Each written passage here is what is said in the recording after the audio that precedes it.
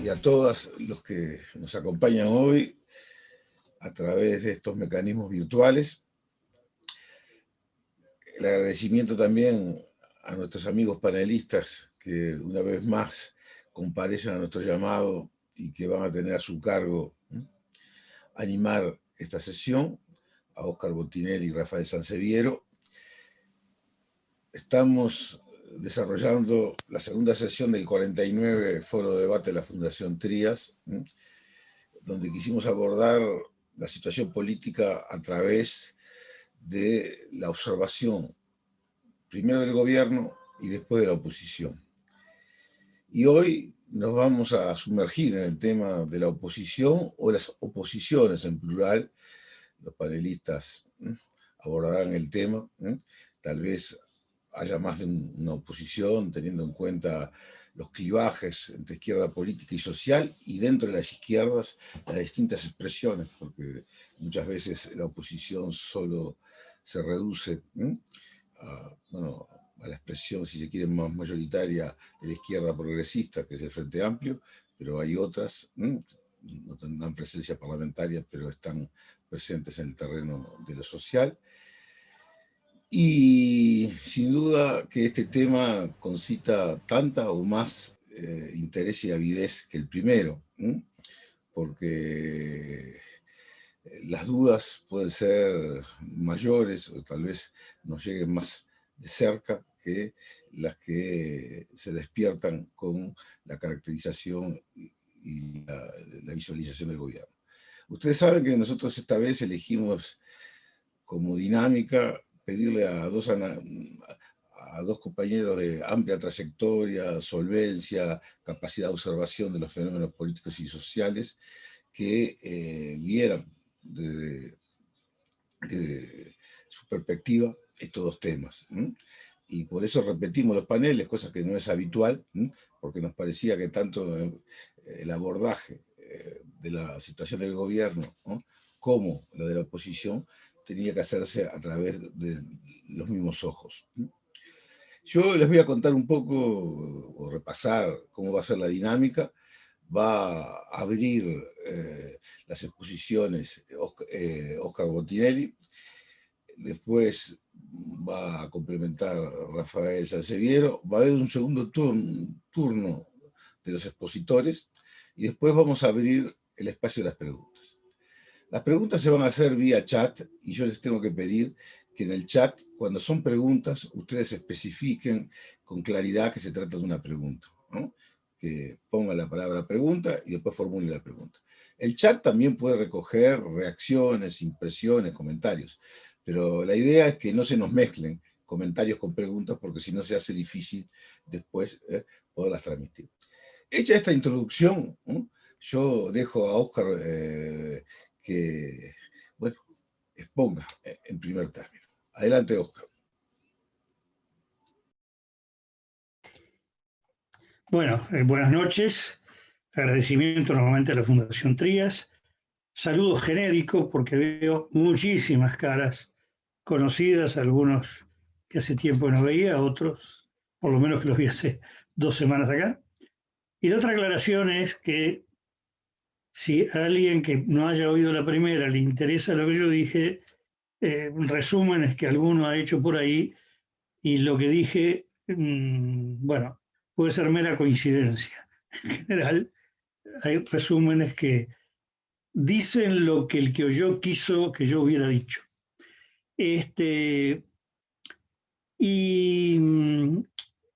Centremos el tema. El problema que hablar de la oposición, incluso Eduardo hizo una introducción muy amplia, por lo tanto yo voy mi participación a cerrarla mucho. En primer lugar, voy a hablar de la oposición política. La oposición social es muy extenso el tema. En segundo lugar, voy a hablar de la oposición, no del Frente Amplio. ¿A qué me refiero? Que el Frente Amplio tiene una agenda muy grande. Para empezar, el análisis de qué le pasó para después de 15 años de gobierno haber perdido una cantidad muy grande de electorado, y cuál va a ser su camino hacia el futuro, problemas de estructura interna, de relaciones con clases sociales, etc. Y lo otro es el análisis que, como esto ha planteado como una relación gobierno-oposición, es analizar la oposición en relación al gobierno. Y ahí vamos a tratar de centrar nuestra exposición. Recordemos, cuando hablamos del gobierno, lo hemos caracterizado como un gobierno hiperpresidencial, con una hegemonía, basada en una hegemonía comunicacional y un marketing de gobierno, marketing político muy eficiente, con un liderazgo absoluto del presidente sobre su partido, cosa que es la primera vez que ocurre por lo menos de 1985 a la fecha. Liderazgo, conducción, no que sea el referente único. Y que funciona como gobierno que no es coalición, el gobierno, sino un gobierno presidencial y más bien de su partido, sustentado en una muy sólida y fuerte coalición legislativa y parlamentaria. Y yo agregaría, con un presidente que ha demostrado un excelente manejo de los resortes de poder. Este es el encuadre de un gobierno al cual se opone una oposición. Y vamos a hablar sobre todo no de los aspectos tanto, llamémoslo, ideológicos, de contenido de gobierno, sino más bien de los juegos de arquitectura de gobierno, juegos en el sentido de teoría de juegos, no en el sentido lúdico, es decir, cómo juega la oposición respecto al gobierno. Conviene manejar algunas cifras. ¿En qué país estamos plantados? Bueno, analizando desde el punto de vista cuantitativo las elecciones de octubre y noviembre de 2019 y de septiembre de 2020, el diseño grueso es de un país que el 50% votó, se alinea con el oficialismo. El 40% se alinea con la oposición y hay un 10% que podemos llamar intermedio o cambiante, que electoralmente lo podemos ver, votantes del Partido Colorado de Cabildo Abierto en octubre que no votan a la calle Pou en noviembre. Votantes de la coalición que no votan a los partidos de la coalición en las elecciones departamentales, o que votan en blanco al gobierno departamental, más los que votan, en Uruguay están entre el 3 y el 4%, más o menos consistentemente en blanco y anulado. Es decir, tenemos un país de 50, 40 y 10. Esto es un dato importante a tener en cuenta de cómo se está posicionando esto. El segundo elemento numérico, que lo señalo solamente, pues esto sería para hablar más del Frente Amplio, que el Frente Amplio obtiene el 50,5% del electorado en el 2004, y luego, si aplicamos lo que se llama el crecimiento biológico, que se produce de dos maneras, que cada vez menos, pero todavía se fue dando, que la cantidad de electores, de votantes que mueren, es más votantes blancos y colorados que frente amplista, por razón de la estructura etaria de los distintos electorados. Y que el Frente, desde que nace, ya nace usufructuando, y hasta que llega al gobierno, de lo que se dice una ventaja en la ruptura de la transmisión intrafamiliar del voto. Es decir, el Uruguay, históricamente, en un hogar blanco se formaban blancos, hogares colorados. A partir del 71 viene que de hogares tradicionales surgen votantes frente amplistas. Si se rompe la reproducción intrafamiliar. si el fenómeno de reproducción intrafamiliar siguiera la misma línea y con la ventaja de aumentar el porcentaje de votantes que seguían vivos, el Frente debió llegar en el 2019 al entorno del 55-56%. Y obtuvo el 39%, agregando Unidad Popular, para hablar de la izquierda, al 40%. Ahí hay, grosso modo, 1 de cada 6 votantes que estuvo en el área de izquierda o Frente Amplista y que no votó al Frente Amplio. Este es un dato que hay que tener en cuenta. Hay cerca de 400.000 personas que tuvieron su nexo con el Frente Amplio y en el 2019 y 2020 estuvieron fuera del Frente Amplio.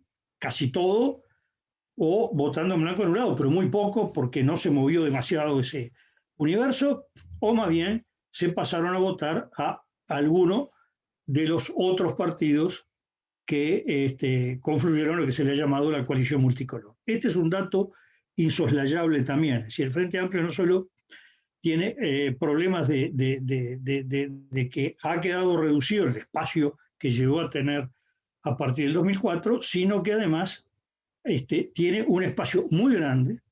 La sexta parte es de todo el electorado uruguayo, 400.000 personas. Es en un Frente Amplio que está por debajo del 1.000.000, es muchísimo. Ahora bien, planteado esto, el primer tema que observamos tiene algo que ver con lo que dijo Eduardo en su introducción. La existencia de una dispersión de centros de poder. ¿A qué me refiero? No el problema de los problemas internos del Frente Amplio. Me refiero que históricamente, y esto muchas veces no le gusta a los dirigentes de organizaciones sociales, sobre todo de antes, había mucha verticalidad de lo político y lo social.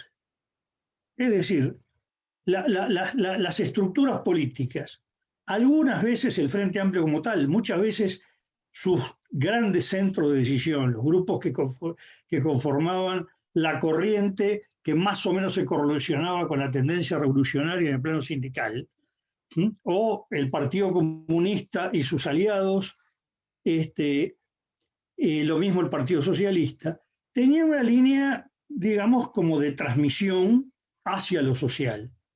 Y el campo social era mucho, el campo sindical, el social en aquel momento estaba muy centrado en lo sindical, sindical laboral, ¿no? Lo estudiantil, que hoy está muy disminuido en relación a la formidable potencia que tuvo anteriormente, sobre todo pre-golpe, y lo universitario, que también fue un campo de gran potencia. Y ahí se veía cómo se reproducía el debate y los juegos de poder, y no había disonancias entre la disonancia era la diferencia de peso de las distintas corrientes en un ámbito que en otro. Ahora, en cambio, se observa, sin reconocer que sigue habiendo este tipo de juegos, y que a veces también las disonancias en parte tienen que ver con diferencias en el peso de una corriente sobre otra en un campo que... Pero hemos observado, y el referéndum contra la ley de urgente consideración es un caso claro, cómo no necesariamente había congruencia entre la postura de las dirigencias político-partidarias o la dirigencia del Frente Amplio con los movimientos sociales de peso que estaban impulsando este referéndum. Recordemos que la ley es promulgada el 9 de julio y recién se puede hacer una presentación en la Corte Electoral el 18 de diciembre. Y entre el 17 y el 18 todavía se agregan 2 artículos más en la impugnación, producto de una acción que surge de los movimientos sociales. Entonces, este es un primer tema. No hay una correspondencia absoluta entre la conducción político-partidaria, llamémoslo así, o del campo político-partidaria, con la conducción social y una dispersión de centros de decisión, lo cual crea algunas complicaciones al formular una estrategia opositora. Por otro lado, también es importante marcar que en este tipo de juegos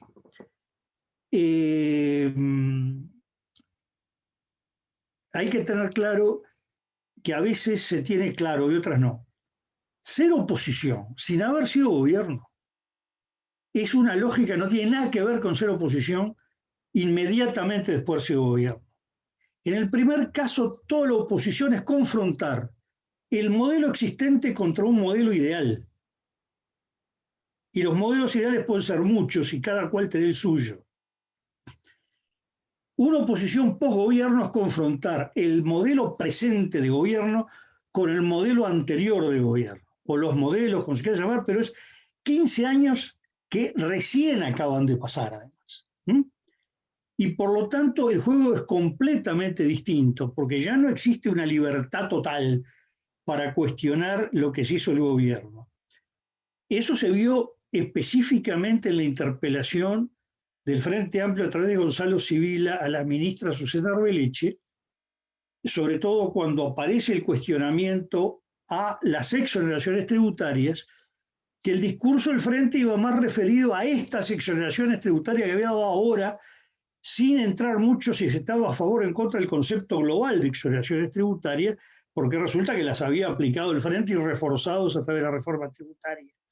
Es decir, que acá genera límites al juego opositor el haber sido gobierno, porque más allá de que hay juegos menores, chicos, lo que sea, y que se puede decir, no, hizo tal cosa, pero lo cierto sí, que hay aspectos conceptuales que el Frente Amplio llevó adelante en el gobierno que o hace un deslinde y un cambio explícito de decir, no, aquello no estuvimos de acuerdo en lo que hicimos, ahora lo vamos a hacer distinto, o queda entrampado en que tiene un balance de lo hecho para confrontar con el modelo actual. Esto limita mucho los juegos de oposición. Quiero aclarar que no es un tema ni del Frente Amplio ni del Uruguay.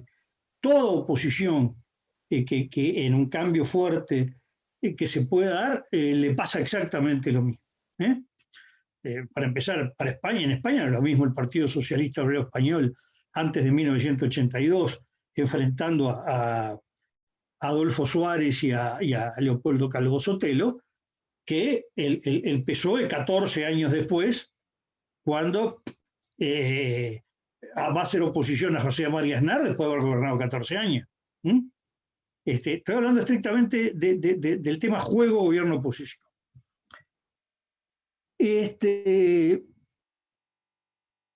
Después, a ver, yo creo que el tema central, estratégico, que tiene la oposición que no, o el Frente Amplio, para ser más claro, la oposición político-partidaria, que no ha logrado dilucidar, es el siguiente.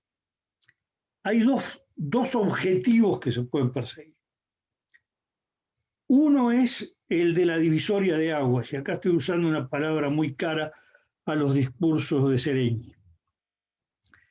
Y otro es el de buscar efectos relativamente inmediatos, tratando de aprovechar toda fisura que haya dentro de la coalición de gobierno para fisurar la coalición de gobierno y lograr algunos resultados inmediatos, ya sea positivos, es decir, por aprobar algo, ya sea negativos, es decir, por frenar cosas.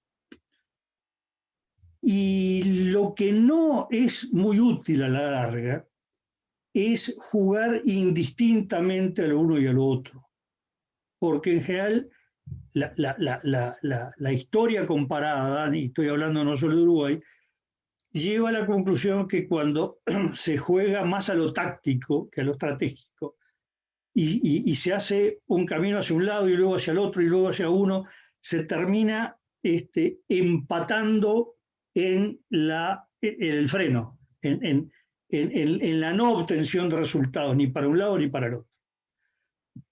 ¿Qué es la divisoria de agua? Bueno, la divisoria de agua es, en el fondo voy a tratar de incidir lo menos posible, no me voy a jugar a tratar de frenar ni imponer nada, sí a marcar que hay dos campos ideológicos, conceptuales en el país, uno que representa la oposición, el Frente Amplio, y otro lo que representa todo lo que está en el gobierno o en la coalición que apoya al gobierno. Y por lo tanto jugar todos estos años, hasta 2024, en que hay una confrontación total y absoluta de dos visiones diferentes de país. Le recuerdo un discurso de mayo del 85 de Seregni que le llamaba la divisoria de aguas, ¿no? Un poco la idea efectiva del bibloquismo. Acá hay dos bloques y los dos bloques tienen que tener una frontera que se vea a lo lejos sin necesidad de ponerse binoculares. Ese es un camino. Por lo tanto, incluso ayudar a que la coalición se compacte siempre para que quede la línea divisoria siempre trazada. Ese es un camino. Los dos caminos son válidos, son cuestión de opciones estratégicas. El otro camino es decir, no, acá hay una coalición, precisamente no es un partido político, es una coalición.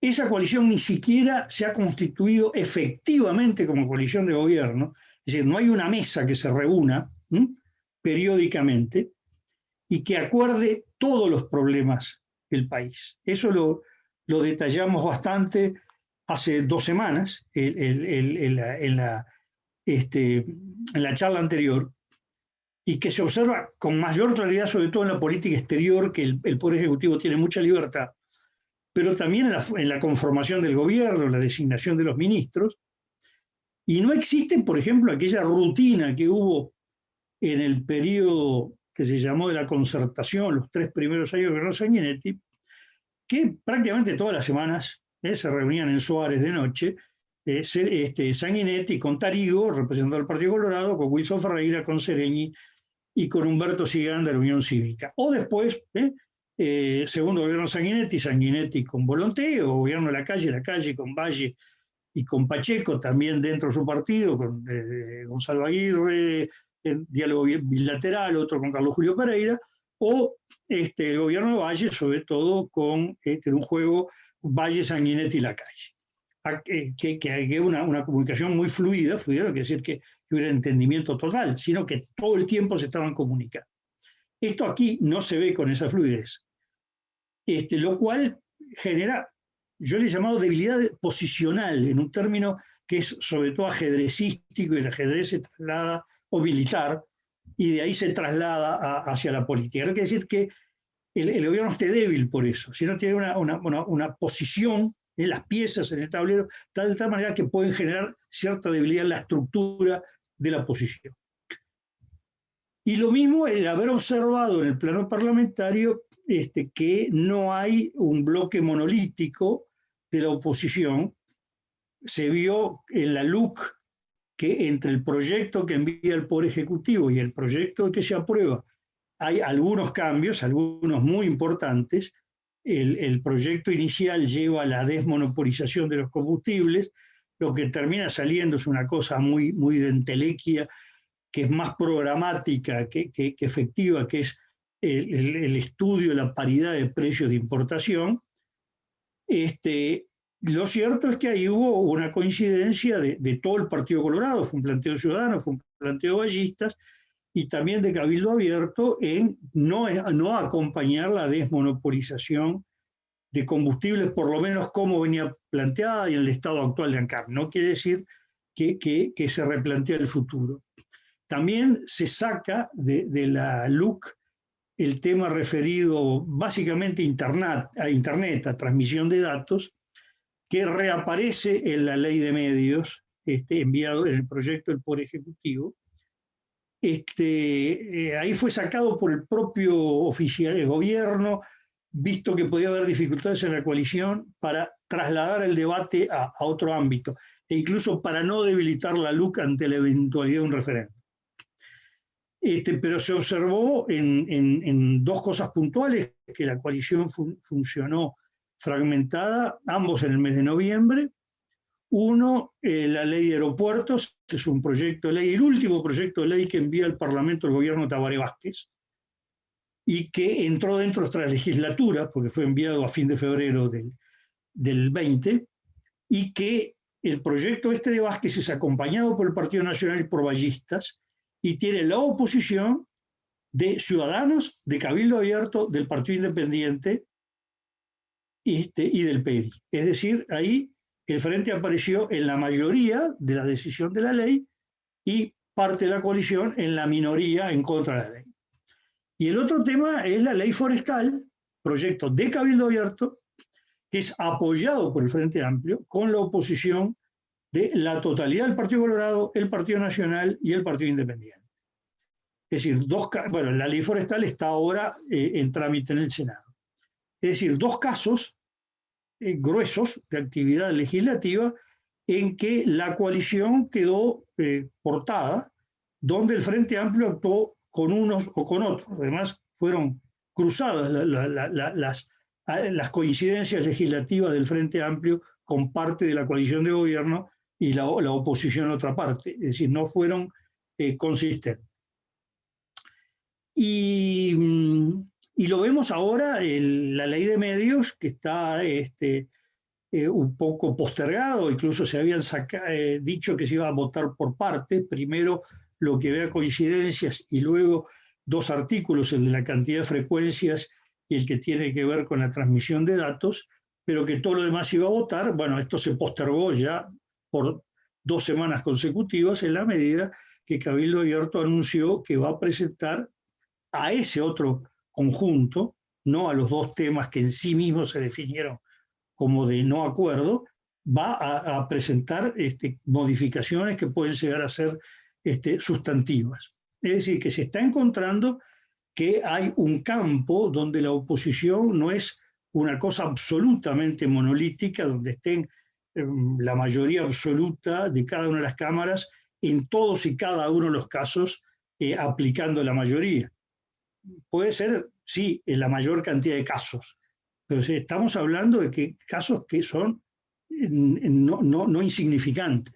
Debería haber agregado el presupuesto, donde también el presupuesto, entre el proyecto de presupuesto que envía el Poder Ejecutivo y el que se aprueba en el Parlamento, en muchos campos también hay modificaciones sustantivas, ¿no?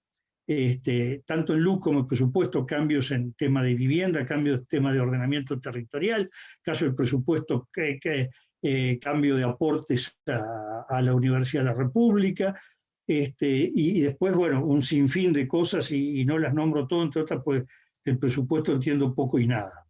Pero me refiero a la parte política, es decir, hay un juego parlamentario que es mucho más rico que dos bloques enfrentados, donde un bloque tiene su mayoría, hace su discurso a favor, la oposición está en minoría, hace su discurso en contra, pero ya está predeterminada la votación desde el mismo momento que entró algo al trámite parlamentario. Se está viendo que la cosa está mucho más rica y que el Frente Amplio ahí tiene una capacidad de incidencia. El tema es si efectivamente elige este camino o el otro.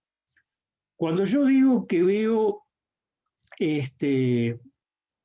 juegos un poco que se va por una estrategia y por la otra, es cuando se ve, por ejemplo, ley forestal o ley de aeropuertos, decir, bueno, si la oposición está fisurada, vamos a tratar de hacer mayoría, cuando la oposición no es compacta. Recordemos que el gobierno tiene mayoría sin que esté toda la coalición, si está todo el Partido Nacional, Ciudadanos y Cabildo Abierto.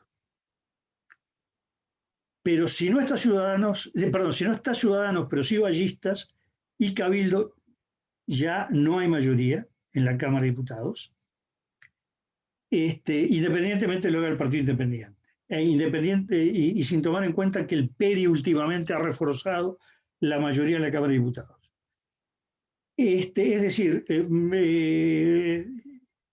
si no está Cabildo y vallistas y Partido Nacional, ya hay problemas con la mayoría. Si no está Ciudadanos, si está Cabildo y vallistas y Partido Nacional, también hay dificultades para la mayoría. Es decir, que ahí hay un juego de piezas, y hablo del Partido Nacional como un bloque porque hasta ahora no ha habido grandes disidencias en las votaciones, Cabildo también ha actuado en general monolíticamente, y en cambio el Partido Colorado la mayoría de las veces actúa monolíticamente, pero hay muchos casos en que el planteo de Ciudadanos y el de Ballistas no necesariamente coinciden.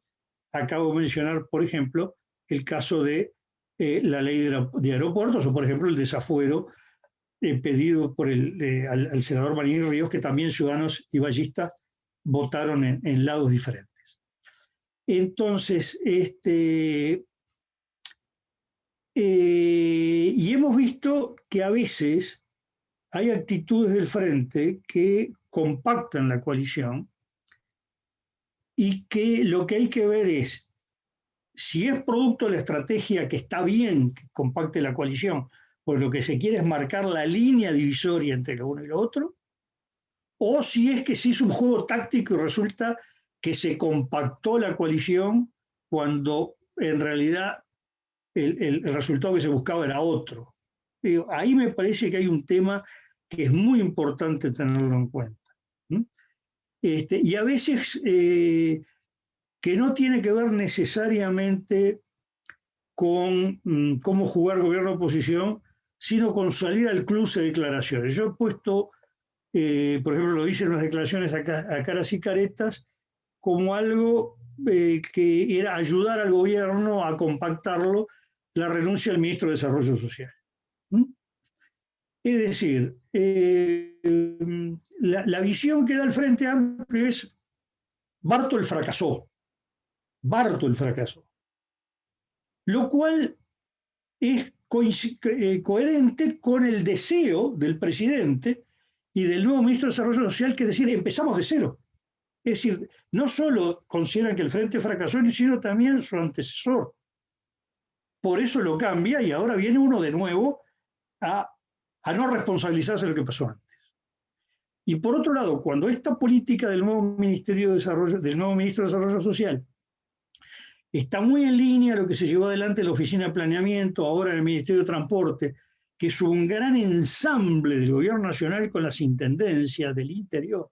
Recordemos que de 17 intendencias de lo que es el interior, 15 son del Partido Nacional, solamente Salto y Rivera no son. Y que ese ensamble se quiere realizar en políticas muy proactivas, en resultados que se pueden tener desde el punto de vista partidario. Bueno, resulta que los rechines que había en el Ministerio de Desarrollo Social que fueron muy notorios es que se veía que Bartol no era partidario de ese tipo de política donde lo partidario se priorizaba sobre la gestión global. No estoy hablando que haya sido buena ni mala la gestión de Bartol, estoy hablando de concepciones distintas frente a una concepción más cruda de resultados políticos partidarios, a una función que más bien tenía una concepción más globalizadora desde ese punto de vista. Entonces, si la intención era fortalecer a la coalición para crear la divisoria de aguas, perfecto, pero el tema es tener claro. Incluso me deja dudas si esta interpelación doble a Salinas y a Susana Arbeleche ha sido claramente pensada para crear, porque si es así es correcto, la divisoria de aguas, compactando lo que notoriamente ha habido divisiones entre la concepción llevada adelante por el ministro de Salud Pública y la concepción llevada adelante esencialmente en el plano sanitario por la Presidencia de la República y el plano económico por la Presidencia y el Ministerio de Economía. Es decir, el tema da para mucho, ya estoy prácticamente en el tiempo que se me había asignado, o lo excedí más bien, pero lo importante es que, desde mi punto de vista, me parece que el primer tema de un montón que hay, de la relación gobierno-oposición, lo primero es que a mí me parece la necesidad de una definición estratégica del Frente Amplio. Si va a ir a la estrategia de marcar una línea divisoria fuerte entre gobierno y oposición,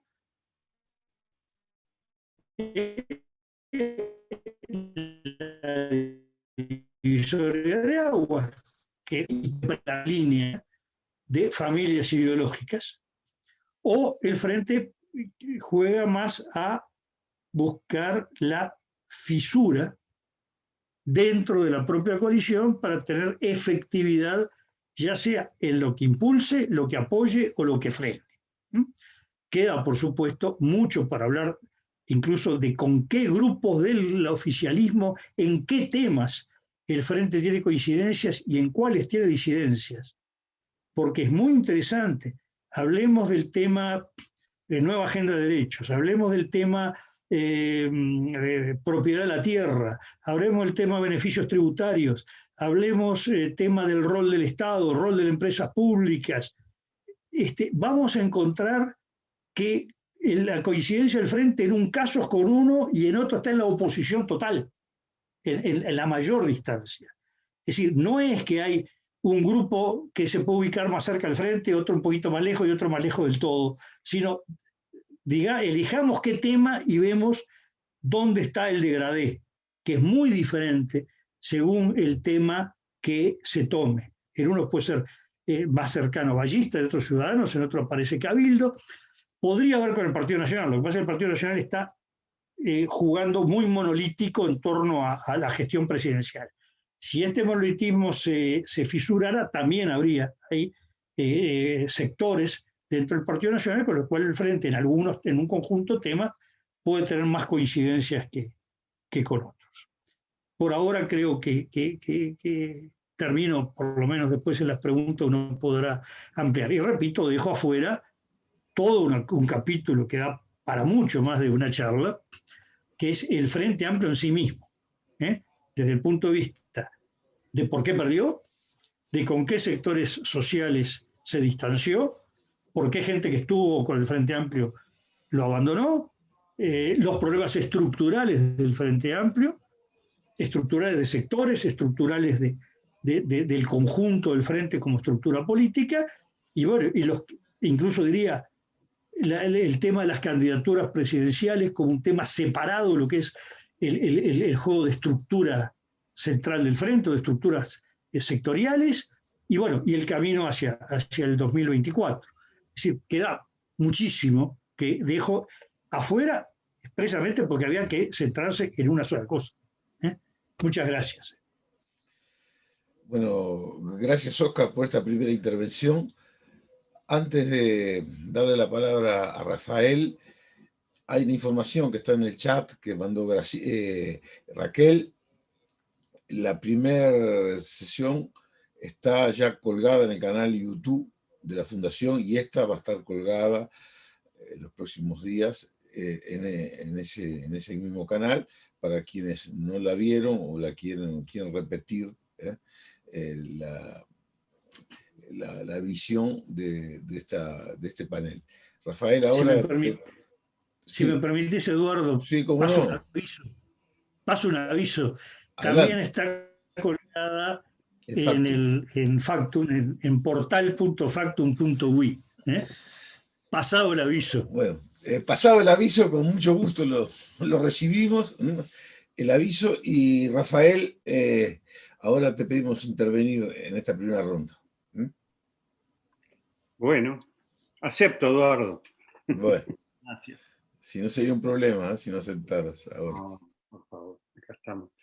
Sí, yo también me siento muy, muy contento nuevamente de este reencuentro, de escuchar a Oscar, de compartir con la Fundación esta iniciativa y también de ver a tanta gente conocida de antes, de siempre.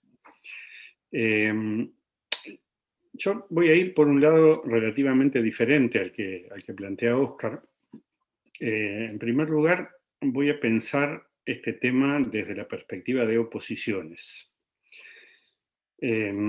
No porque me proponga hacer un análisis exhaustivo o proponerles a ustedes una mirada exhaustiva sobre distintos campos de oposición, sino porque creo que hace falta también para estas conversaciones el ubicar a qué nos referimos cuando yo, por lo menos cuando pienso en las oposiciones, y de esa manera también hacer un esfuerzo por proponer algunas miradas sobre algunos temas.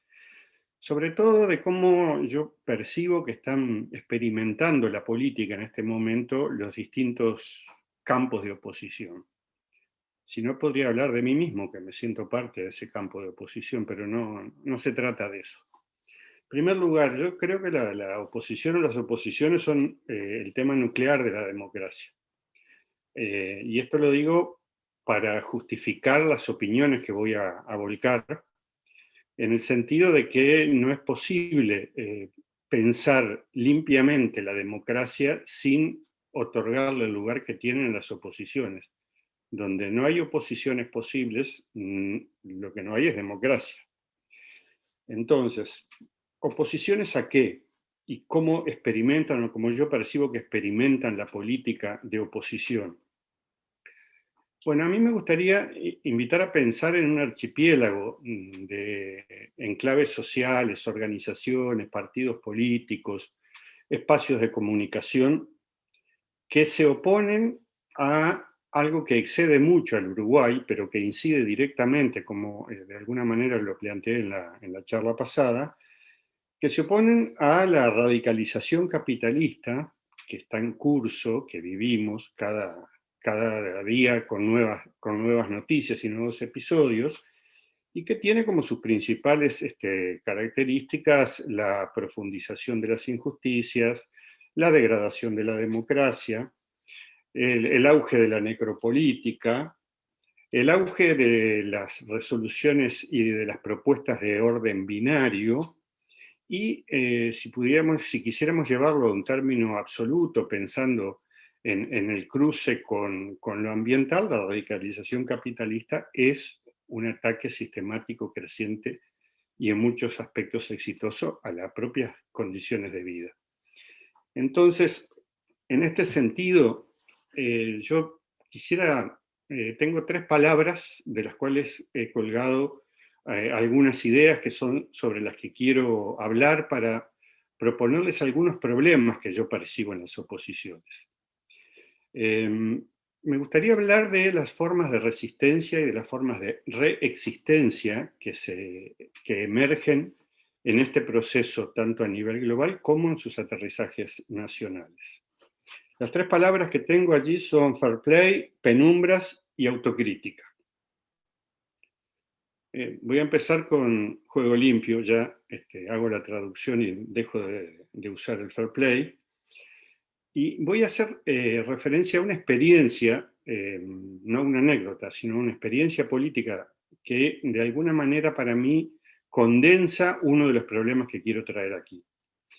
El 26 de abril de 2019, en el Salón de los Pasos Perdidos de la Cámara de Diputados, se firmó un pacto de juego limpio entre los principales partidos políticos, el Frente Amplio, Partido Nacional, Partido Colorado, Partido Independiente, Partido de la Gente y Unidad Popular. Era una iniciativa promovida desde la sociedad civil, o sea que de alguna manera se puede considerar esto como una articulación virtuosa entre actores de la sociedad civil, la APU, y creo que finalmente el PIT-CNT mismo lo respaldó.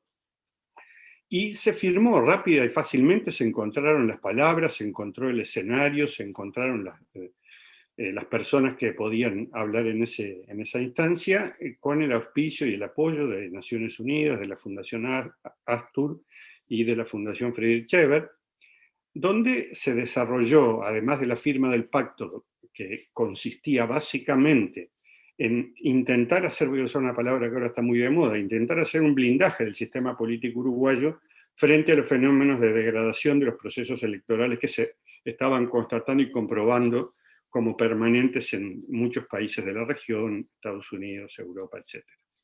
Y este blindaje consistía en asumir un compromiso en torno a esto que se firmaba formalmente en ese momento.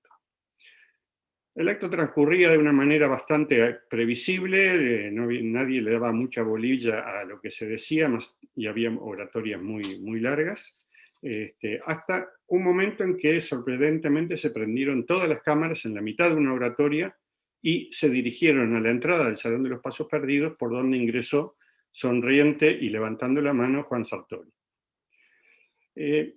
De alguna manera esta imagen que yo traigo y recuerdo porque estaba presente, Yo la quiero, quiero consolidar sobre esa imagen una idea, que es que aquello sobre lo cual estaban alertándose, blindándose y declarando voluntad a los partidos políticos, era un acontecimiento que ya estaba ocurriendo en Uruguay. Es decir, la irrupción de un personaje que tuvo yo no voy a recordar las características que tuvo la irrupción de Sartori, porque todas y todos lo debemos recordar, de lo que significó para el propio Partido Nacional, lo que significó para el conjunto del sistema político, y de alguna manera, no sé, cualquiera puede opinar de Sartori lo que quiera en ese momento, en ese proceso, y en lo posterior, es decir, en el presente. Pero en aquel momento se lo percibía como un corruptor, se lo percibía como una especie de guasón que no mataba ante cámaras como el de la película, sino que mató a Jorge Larrañaga con un apretón de manos frente a las cámaras. O podemos pensarlo también como esa figura de la corte, el bufón, que tiene como misión decirle al rey y a la sociedad que el rey está desnudo. Bueno, yo creo que de alguna manera esto es lo que ese episodio condensa. Incluso posteriormente hubo una investigación periodística sobre la campaña electoral de Juan Sartori, hecha por una periodista como parte de su tesis de grado, Julieta Núñez, que se publicó en un artículo que se llama No vale copiar, donde dio cuenta de la manera en que el modus operandi del equipo de prensa y el gabinete de prensa de Sartori logró colocar en importantes medios de comunicación en Montevideo 32 de los 34 comunicados que emitió, que fueron recibidos como si fueran noticias, y en los 34 los colocó en numerosos medios del interior. Y todo esto se analiza y se analizó como parte de los procesos de desprofesionalización de la política, pero yo quiero más que nada resaltar el elemento del rezago y el retraso con el cual los actores políticos y los actores sociales percibían la deriva democrática o de degradación democrática que estaba viviendo el Uruguay como una amenaza, cuando ya había elementos suficientemente sustantivos como para plantearlo. Y esto me lleva, y termino aquí, a uno de los aspectos que creo que es central, y es que es uno de los problemas del campo opositor en Uruguay, y es que la ausencia de una reflexión y de una crítica democrática de la democracia deja bastante inerme a la sociedad uruguaya y hace difícil la consolidación de un campo de comprensión compartida entre amplios sectores sociales sobre cuáles son los problemas de la sociedad. Este asunto del juego limpio o este asunto de las fake news puede ser pensado como una guerra contra las granjas de troles, puede ser pensado como una guerra de posiciones en lo cual las fuerzas de oposición y las fuerzas democráticas más consecuentes se enfrentan permanentemente al dilema de ser iguales a los otros y hacer lo mismo para contrarrestarlo, o de alguna manera construir un escenario diferente que permita en el debate político, en la disputa y en la denuncia de los intereses que se agrupan y digamos la cosmovisión que se organiza detrás de esto, dar una disputa de mayor envergadura. Entonces, este es un primer problema, la ausencia de una crítica democrática de la democracia como un lastre de los últimos 15, 20, 25 años. Yo creo que tiene, y no voy a extenderme sobre esto, tiene que ver también con las condiciones de salida de la dictadura, tiene que ver con un conjunto de fenómenos, con la época en que se produjo la salida de la dictadura. Pero creo que es un elemento que gravita negativamente en el presente. Mi segunda palabra es penumbras, y tiene que ver esto con que me parece que habría que observar con mayor atención en un panorama de confusión. Óscar ha descrito los dilemas y las dificultades que enfrenta el Frente Amplio como partido político, pero yo quiero plantearlo en términos un poco más amplios. ¿Dónde hay vitalidad democrática? ¿Dónde hay fuerzas, si es que las hay, que se están expresando en acciones de resistencia o de reexistencia? Es decir, aún en el marco tan adverso en que se desarrollan las condiciones de vida de la mayor parte de los sectores subalternos de nuestra sociedad, de recrear las prácticas, las formas de vida y los valores en torno a los cuales se organizan. De alguna manera, los sectores más institucionalizados, es decir, los partidos, los sindicatos y una buena parte del ONGismo uruguayo, vivió los últimos 15 años con los focos puestos en los grandes debates y las grandes disputas macropolíticas desde una racionalidad, como corresponde al Uruguay, muy estadocéntrica y muy partidocéntrica. Yo hace muchos años, leyendo algunos trabajos vinculados a la Argentina, la politóloga y abogada Mabel Tuaites me dejó colgada una frase, una idea que siempre me viene a la cabeza cuando estoy pensando en estas cosas.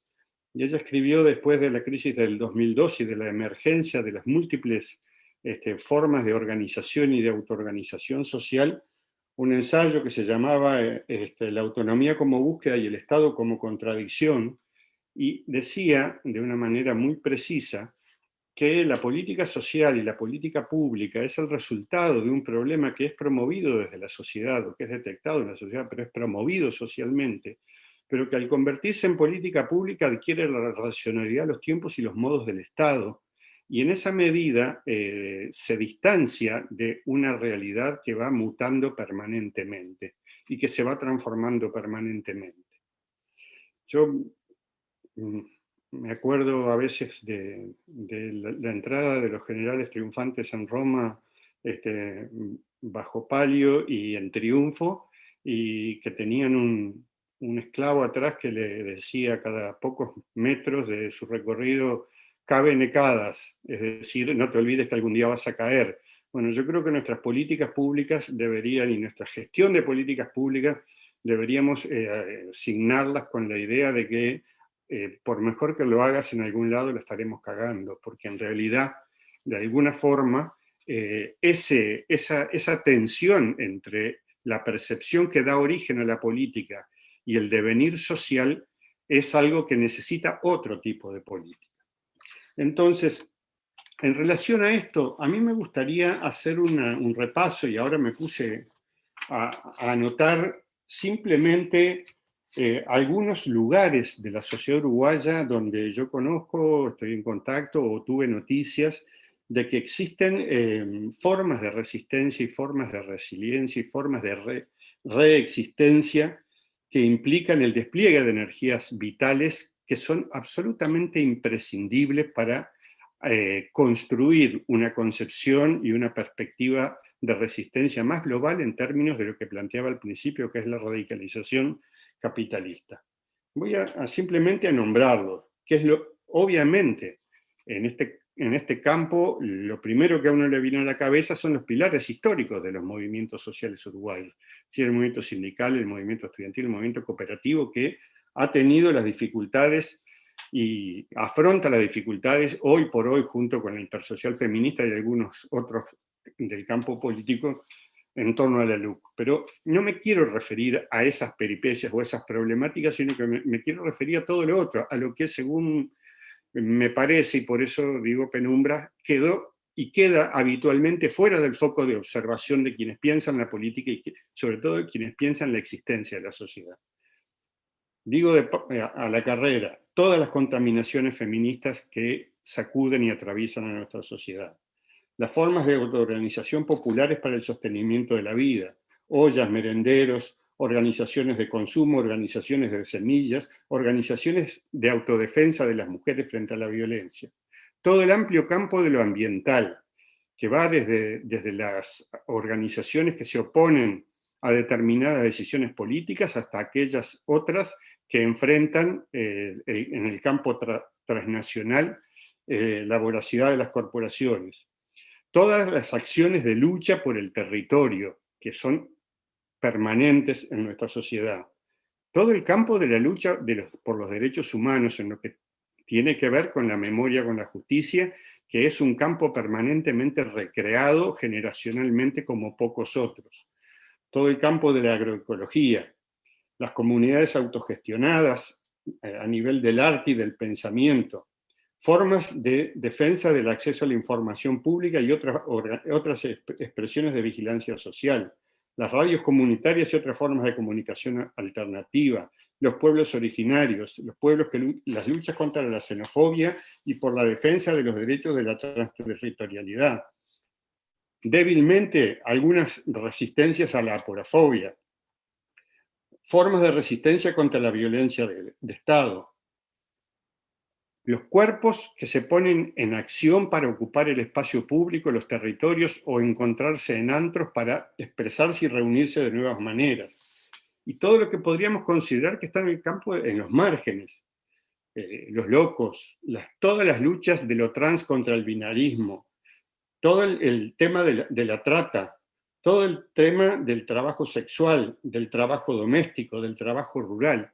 Y seguramente a muchas y muchos de ustedes les pueden surgir muchísimas otras experiencias y expresiones de algo que efectivamente existe y que no entra habitualmente en el foco del análisis político cuando se piensa en el campo o en lo que yo me gusta llamar el archipiélago de la resistencia. Por último, quiero destacar en este asunto dos focos. Uno, los feminismos con toda su potencialidad disruptiva, que tienen la capacidad de disputar en el campo macro, en el campo de la lucha, iba a decir electoral y justamente es en el que no pelean, de la lucha por leyes, por cambios normativos, que han logrado perforar zonas bastante complejas, como es el campo judicial, y también eso que yo llamé al principio contaminación feminista, que es un proceso de progresiva deserción de los sujetos feministas, de los sujetos mujeres, de las lógicas y las racionales donde se realiza la dominación, y que bastantes descolocados nos dejan a los hombres en este proceso en la medida que se desarrolla. Y por último, quiero hacer una mención especial a una experiencia que tiene que ver con la organización política de las personas en situación de calle. Probablemente la mayoría de ustedes conozcan la existencia del NITEP, que es una organización política surgida de una crisis en el marco de la presencia de personas en situación de calle en los espacios de la Facultad de Ciencias Sociales, que no terminó con una lógica expulsiva, sino que terminó con una lógica de repolitización positiva, y que permite que hoy en Uruguay haya algo tan insolente como un grupo de personas en situación de calle que llevan como nombre "Ni todo está perdido".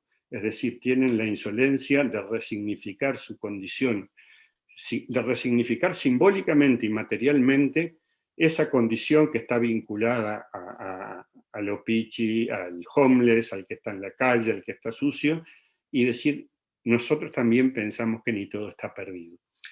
Yo traje todo esto principalmente como si ustedes quieren, como un inventario de espacios donde se están produciendo acumulaciones de carácter democrático radical, de carácter experimental, y que me parece que es necesario que el campo de oposición política lo piense, lo vea y lo resignifique también.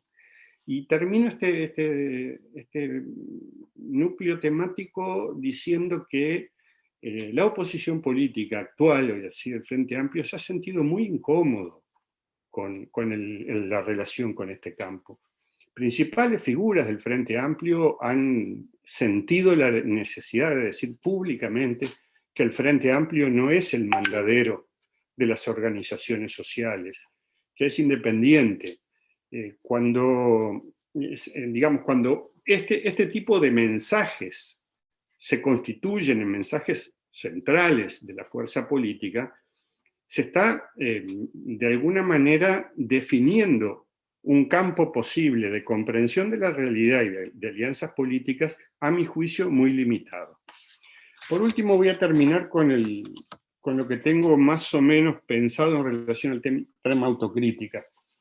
En ese reportaje que le hicieron a Óscar, que él mencionaba hace un rato, él hace una reflexión sobre el término autocrítica y su virtualidad, lo vincula a una cuestión más relacionada al campo religioso, a la culpa, a la expiación. Y yo creo que efectivamente la autocrítica como acto de fe ancla en una perspectiva teocrática de lo infalible, es decir, el que se autocritica está exponiendo sus culpas para ser castigado. En la tradición a la que yo pertenezco históricamente, la autocrítica, era la condición previa al fusilamiento de los disidentes. Entonces, de alguna manera creo que efectivamente la idea de colocar al frente en la perspectiva de una autocrítica es una trampa. Y es una trampa de poder, es decir, porque el decidir hacer o no hacer la autocrítica no puede ser hacerse una autocrítica, no puede ser sustraído a lo que es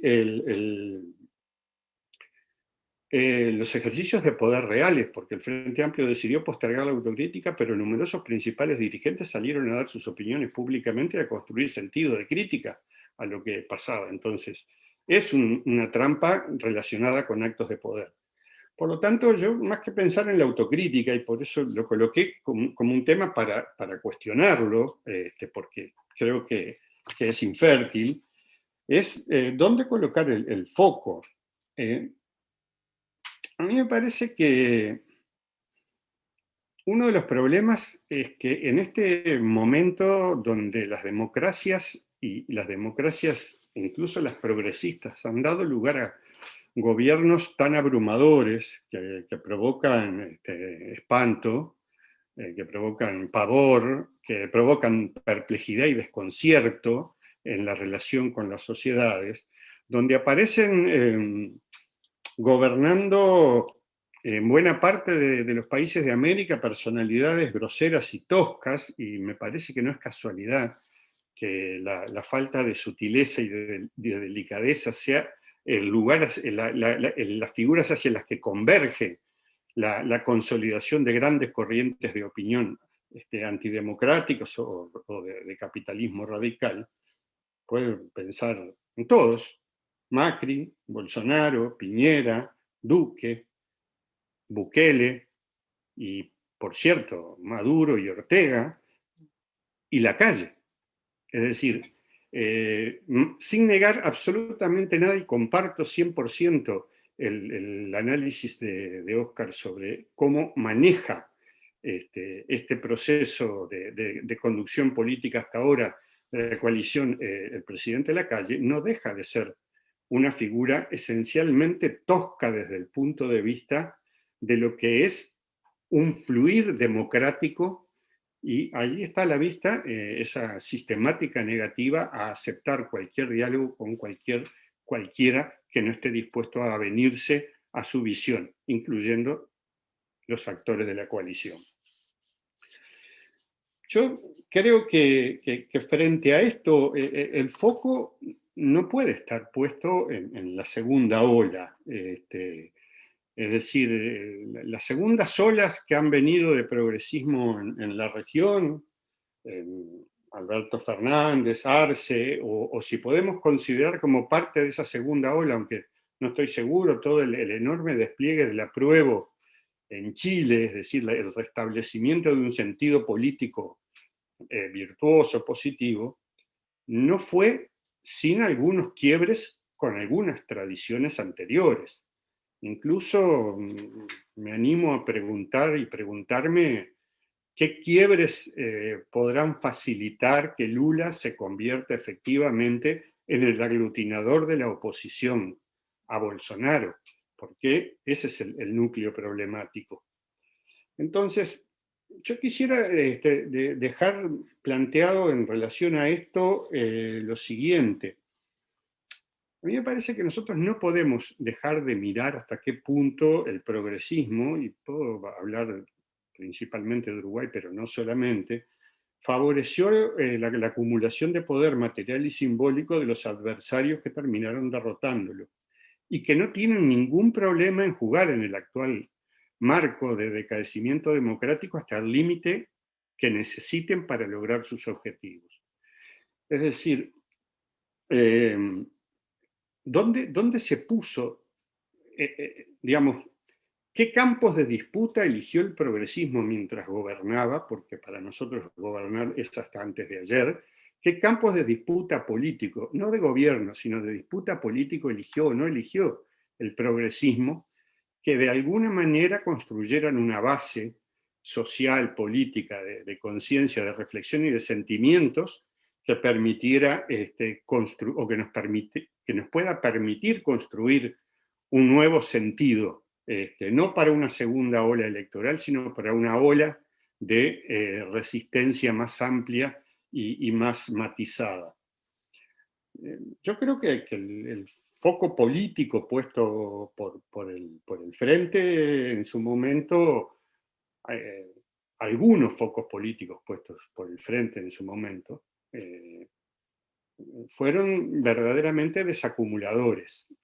En toda la primera instancia, en todo el primer gobierno, algo que se mantuvo fue el colocar el tema de la justicia como un discurso de Estado, y por eso ahora esta gente necesita cuestionar aquella gestión en todos sus términos, incluso en forma, con verdades y con medias verdades, y con mentiras grandes también, porque se trata de desterrar de una manera, cauterizar la inclusión de la responsabilidad estatal frente a los temas de la justicia, que yo creo que fue el gran acierto político de todo el proceso.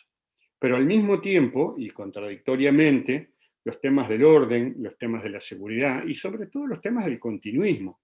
Si nosotros miramos las elecciones del 2009, el lema un país de primera, un gobierno honrado, un país de primera, y las del 2014 más de lo mismo, y la de los 2019 más de lo mismo, ¿cómo se encuentran?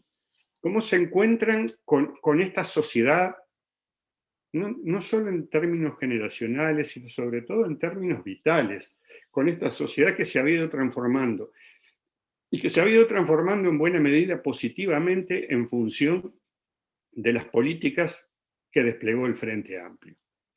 Yo recuerdo cuando en medio del último gobierno del Frente, el ataque venía por el lado del cierre de empresas, y el presidente Vázquez decía, eso es la economía, y no es la economía. Es la economía capitalista y las condiciones en que se impone la economía capitalista. Es decir, yo creo que en este aspecto,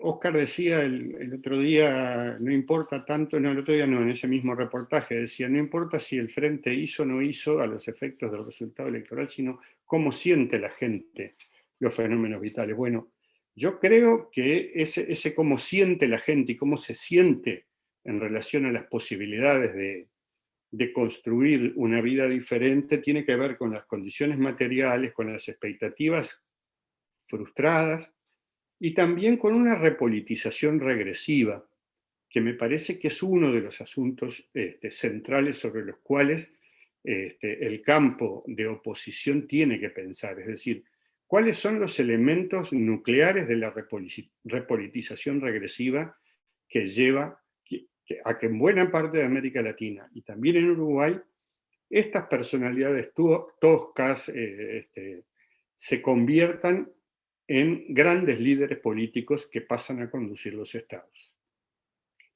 Eduardo, me voy a quedar por acá. No sé si me pasé o no, pero bueno, por ahora.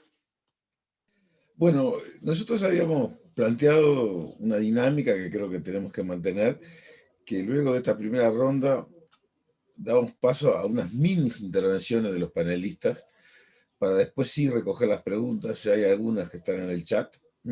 Yo los incito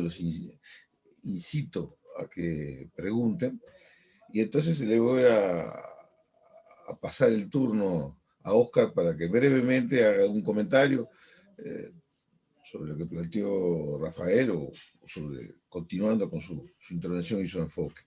Que sea breve, y después repetimos con Rafael y pasamos a las preguntas, que ya las estamos recepcionando vía chat. Adelante, Óscar. Sí, digamos lo siguiente, cuando uno enfoca un tema tan vasto, elige un ángulo de análisis, ¿no? Y es muy difícil el pasar a otros ángulos de análisis sin hacer una extensión muy grande. Lo que hay que tener en cuenta es lo siguiente. El Frente Amplio tuvo claramente hacia el 71, 84, no me gusta marcar hasta qué día y hora, pero en una primera etapa, recogiendo sobre todo de la larga trayectoria de la vieja izquierda política y social, una visión que uno diría policlasista, muy abierta, pero de una concepción de proyecto país bastante puro y diferenciado de todo el resto del espectro político. Luego, haciendo un proceso que muchos le llaman pragmatismo, palabra que es muy confusa, pero que es que va cambiando y ampliando su discurso, y en esa ampliación va poniendo mucho más lo concreto y lo inmediato que las formulaciones teóricas que uno ve en los discursos, sobre todo 1971, 84, y todavía algo en el 89. Cuando ya se ven los discursos más cercanos a que el Frente Amplio llegue al gobierno, ya se empieza a ver cosas mucho más concretas, ¿no? Hasta el punto de vista de que cuando ya se llega a la disputa del tercer gobierno, uno de los primeros puntos es que va a haber tablet para jubilados, por ejemplo, es decir, ya entrando a la propuesta absolutamente concreta para un segmento de población, lo cual no invalida lo uno ni lo otro. Lo que el Frente Amplio, la primera reflexión, yo hablé del juego político del gobierno, lo otro es respecto a sí mismo. De paso, en relación a la mención que me hizo Rafael sobre mi crítica al concepto de autocrítica, es que lo que considero que la oposición requiere, todo partido lo requiere siempre y toda fuerza social, pero en particular después que se pierde el gobierno, después de 15 años, es análisis. No es ni flagelar. ¿Por qué pasó lo que pasó? Que yo agregaba, porque eso del Frente Amplio perdió 400.000 personas que en algún momento estuvieron en el campo del Frente Amplio. Eso requiere un análisis, que no es solamente me culpa, es qué pasó, qué error hubo o si era inevitable y por qué. Pero también es, bueno, ¿por qué lado se va a ir? Rafael está planteando todo lo que juega en el campo que podemos llamar de organizaciones y estructuras sociales. Ahora, también hay que ver si lo que se está buscando es de parte de las oposiciones, como lo muy bien Rafael. Yo creo que en las oposiciones hay dos tiempos históricos del manejo de las oposiciones, porque mucho de lo que se está planteando en estos campos sociales y el hablar de repolitización en el sentido de una construcción de un discurso ideológico es de un campo que se está proyectando a un tiempo no muy inmediato. Es decir, pequeñas construcciones, pequeñas desde el punto de vista cuantitativo, no lo digo cualitativo, cuantitativo, pequeñas cuanto a la gente que llega, pero que como construcción política, de construcción de una mayoría, es de muy largo plazo.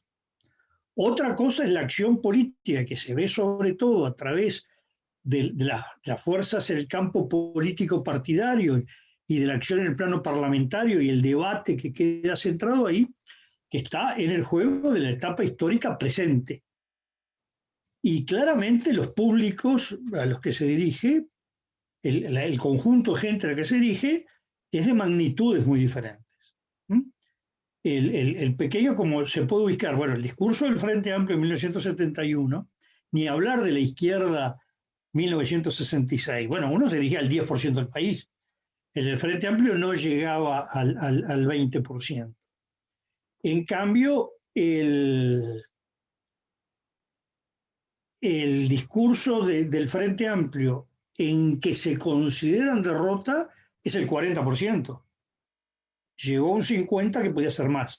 Entonces, no es solo un tema cuantitativo, es un tema, por lo menos en un tema de tiempos históricos, entre una acción de conquistar adhesiones para retomar el gobierno, después discutirán por qué, para qué y con qué planes, o la de política de repolitizar, concientizar, que es otro camino mucho más largo y distante.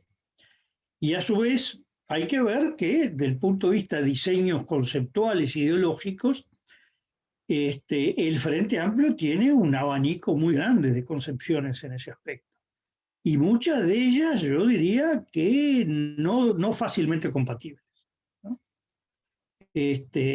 Al hablar del capitalismo, radicalización capitalista, también se entronca con la percepción de las inversiones extranjeras, de la importancia de esas inversiones, la facilidad de esas inversiones, y claramente se abre por lo menos un abanico dentro del Frente Amplio. Creo que todas estas cosas es muy importante el tenerlas en cuenta en los análisis, ¿no? Que como dijo Rafael, también son análisis multidimensionales de una riqueza muy grande, donde cada uno tiene necesariamente que tomar un pequeño pedacito, ¿no? No sé si me pasé, Eduardo, pero doy por terminada Está bien, ahora esta adenda. le vamos a pedir a Rafael que haga una pequeña intervención y ya tenemos las preguntas seguidamente, que son unas cuantas. A los panelistas les voy a pedir que las vayan mirando en el chat, las preguntas, y después las repasamos un poquito antes de entrar en la ronda de respuestas. Adelante, Rafael. Sí, yo estoy mirando las preguntas y me parece que muchas pueden ser más importantes que lo que yo pueda agregar en este momento. Pero solamente el tema que trae Óscar, que es el de los tiempos históricos, a mí me parece que es verdad que el Frente fue sufriendo o viviendo y protagonizando saltos. Siempre en la base de esos saltos hubo un proceso de acumulación, es decir, de relación con sectores sociales que de alguna manera representaban dinámicas que en su práctica y en sus demandas y en su cultura concreta estaban en consonancia con los objetivos políticos que el Frente sustentaba por sus definiciones, por los partidos que lo integraban, por su propia construcción histórica a partir de 1971 y especialmente después del pasaje por la dictadura. Y me parece que es imprescindible para la disputa electoral, pero para la disputa política, el fijar la mirada y elegir de alguna manera cuáles son y dónde están esas prácticas que van en la misma dirección. Y no estoy tan seguro que esto sea un asunto solamente de construcción de mediano plazo. Y termino con esto, porque no son pocos los países en que las zonas amplias de malestar social, existencial, terminan confluyendo en respuestas autoritarias que degradan la democracia, que degradan los propios partidos. Yo me permito traer el ejemplo de El Salvador. Bukele nace del corazón del farabundo Martí, pero nace de la crisis del farabundo Martí después de haber gobernado y coparticipado en el gobierno y haber agotado absolutamente su sus expectativas, las expectativas sociales y su vínculo con la sociedad salvadoreña. Es decir, y si nos ponemos a mirar Chile, evidentemente, salvo por el hecho de que Piñera se coloca por encima del mundo y dice esta es la crisis de los partidos, y parece que él no tuviera nada que ver y no fuera el conductor del Estado y el responsable político directo de más de 400 personas mutiladas y un número importantísimo de muertos, en realidad la bofetada que la integración de la constituyente le da al sistema de partidos, inclusive a las expresiones más renovadas y más novedosas de los partidos que surgen en las izquierdas, de la crisis de la vieja izquierda concertacionista, está diciendo que hay una fuerza democrática instituyente en nuestras sociedades que tiende a expresarse políticamente, por suerte. Pero sobre eso hace falta análisis, efectivamente, como dice Oscar, hace falta análisis. Y me parece que hace falta un análisis muy urgente. Solo esto quería agregar. Bueno, tenemos una serie de preguntas y a los panelistas. ¿Ustedes las siguieron en el chat o hay que leerlas? ¿Qué prefieren? Yo tengo contabilizado. No, yo prefiero que tú resumas, porque estuve viendo el chat y son muchas largas. Perfecto. Bueno, hay una pregunta agrupando algunas incluso, ¿no? Hay una pregunta destinada a ti, Oscar, que tiene que ver con la última encuesta de Factum sobre opinión pública y gestión de la pandemia. ¿Cómo eso incide en el gobierno y la oposición? Hay otra que se refiere a un poco la composición social de quienes están dispuestos a firmar contra la LUC. Hay otra que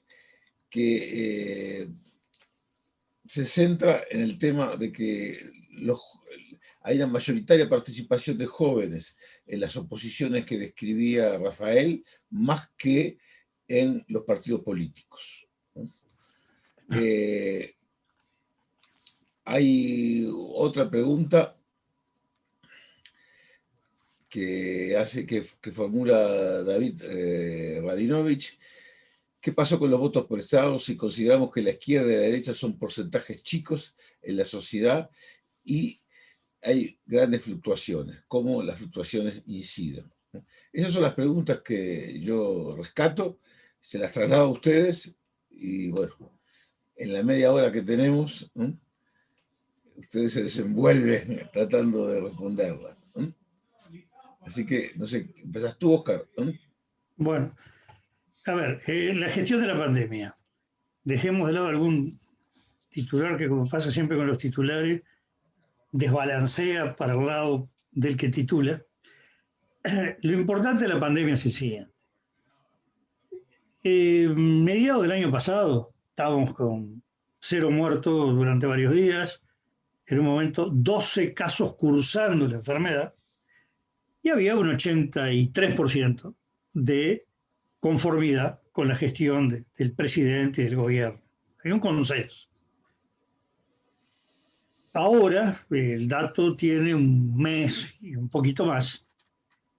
Nos daba, no estoy dando la cifra exacta, porque ahora de memoria no me acuerdo, pero más o menos 50% de aprobación y en aquel momento 83 de aprobación y 15 de desaprobación. 2 de no opina. Y ahora da algo así como 50-49. Bueno, ¿qué es lo que ocurre? Bueno, primero, se pasó del momento ideal a el peor momento. Y se pasó de una cierta consensualidad, recién se estaba tenuemente saliendo de aquel gran confinamiento, autoconfinamiento, no entro en la discusión, a un momento de una división tajante entre 2 grandes visiones. La de, cortar la movilidad, el lockdown, los términos que se usa en Europa, a la libertad responsable, como se le ha llamado. Bueno, son 2 visiones antitéticas. Y estos números lo que está demostrando es que más o menos el conjunto de gente que corresponde, por eso yo hablé del 50, 40 y 10 de división de la sociedad. Ese 50 oficialista coincide, no quiere decir que todos y cada uno estén ahí, con esa aprobación, y este otro 49 es más o menos el 40 claramente oposición, y parecería que ahí sí se captó por el lado opositor a los que tienen una posición intermedia. Uno diría casi la reproducción del balotaje, la forma en que se nucleó esto. Y por lo tanto hay visiones opuestas, que tienen que ver con realidades o tienen que ver con lo discursivo y cómo llega la gente.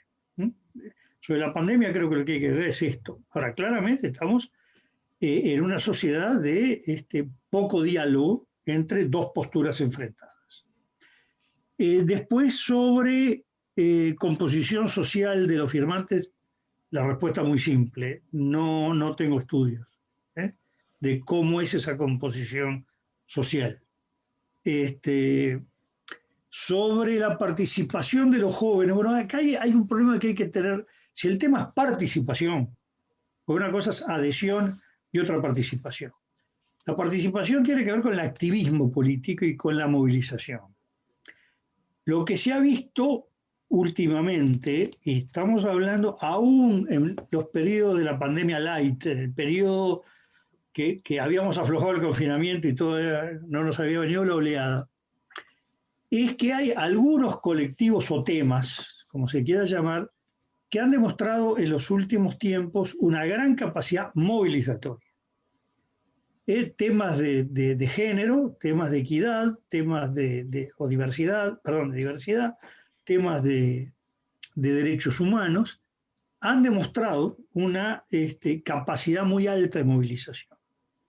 Eso no quiere decir que tengan una convocatoria cuantitativa equivalente a su capacidad de convocatoria. Y lo que se observa es que la participación, que no quiere decir la adhesión, está volcándose aparentemente más o hacia las organizaciones sociales o a grupos políticos con mucha presencia en esas organizaciones sociales.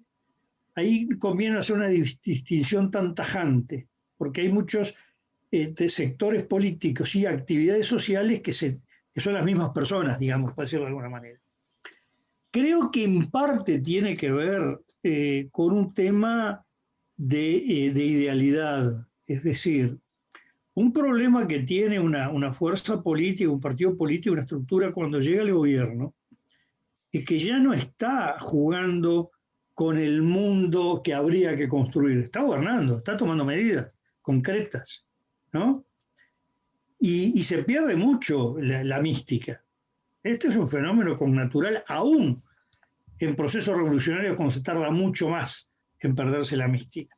Llega un momento que también hay cierto agotamiento, sobre todo cuando el proceso revolucionario de alguna manera deja de ser revolucionario, porque ya construye una nueva realidad y pasa a sentar la nueva realidad. Ya ahí empieza también la desilusión, dejando de lado éxitos y fracasos que pueden ayudar al uno o al otro. Digo, como procesos prácticamente normales. Y hoy las organizaciones sociales están recreando la idea del idealismo, del sentido de la solidaridad, de la ayuda al otro, y es mucho más fácilmente captable. En general la captación, dicho en forma un poco cruda, como analista, lo produce o la idealidad negativa o la positiva. Bueno, y muchas se mezclan, ¿no? Hay que tirar esto abajo, hay que resistir a esto, o hay que construir esto.